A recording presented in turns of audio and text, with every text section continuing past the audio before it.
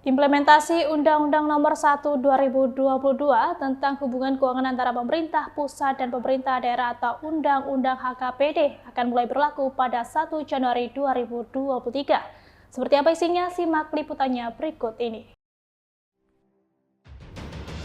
Lahirnya Undang-Undang Nomor 1 Tahun 2022 tentang hubungan keuangan antara pemerintah pusat dan pemerintahan daerah atau Undang-Undang HKPD menjadi terobosan dalam mengatasi tantangan desentralisasi fiskal. Salah satunya terkait pengelolaan dana bagi hasil atau DBH. Redesain DBH melalui Undang-Undang HKPD yang mulai diterapkan pada 2023 ini bertujuan memperbaiki keseimbangan vertikal antara pusat dan daerah, serta mengurangi dampak negatif akibat eksplorasi sumber daya alam. Lalu, apa saja yang berubah dalam pengaturan DBH?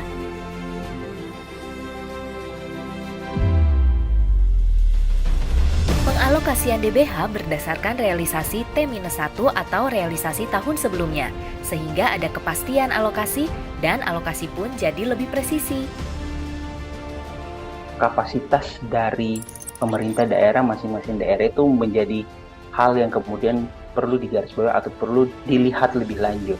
Karena sekali lagi dengan adanya UHKPD ini, pemerintah daerah didorong untuk lebih precise dalam menyusun program gitu ya. Sehingga pencapaian mereka di tahun berjalan itu akan menentukan bagaimana mereka akan mengajukan anggaran di tahun berikutnya.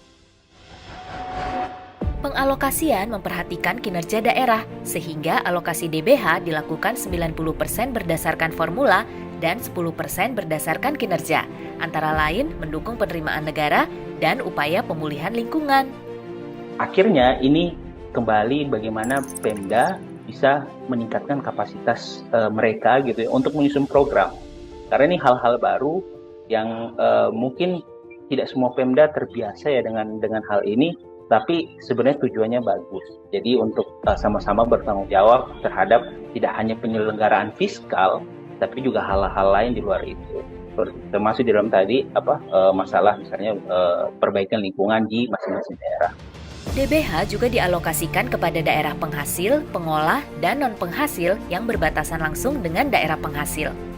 Dengan adanya redesign ini mengakomodir ya, tanda kutip keluhan dari daerah-daerah selama ini yang merasa perlu mendapatkan DBH juga. Mungkin mereka terkena dampak eksternalitas negatif dari misalnya kegiatan pengurukan migas misalnya ya, seperti itu. Nah, tapi selama ini mereka tidak mendapatkan dana bagi hasil. Nah, sekarang dengan adanya ketentuan baru ini, itu mereka akan terakomodir gitu. Tak hanya itu, porsi DBH cukai hasil tembakau atau CHT juga meningkat dari 2% ke 3%. Begitu pula dengan DBH PBB, meningkat dari 90% ke 100%. Perubahan porsi DBH existing dan opsi penambahan DBH jenis lainnya juga bisa dilakukan setelah berkonsultasi dengan DPR, termasuk rencana dibentuknya DBH sawit. Dengan adanya tambahan ya, usulan yang bisa diberikan untuk DBH ini bisa berpotensi meningkatkan kapasitas fiskal daerah yang mungkin selama ini tidak masuk ke dalam penghitungan DBH indikatornya, karena kan selama ini DBH itu terbatas. Dan tentu ini kalau kita bicara konteks jangka panjangnya, harapannya tentu dengan semakin meningkatnya kapasitas fiskal daerah-daerah ini, itu juga bisa berpotensi meningkatkan pelayanan publik misalnya, dan bisa itu tadi bisa dialokasikan untuk belanja yang lebih produktif misalnya. Undang-Undang HKPD wujudkan pemerataan kesejahteraan di seluruh pelosok Indonesia.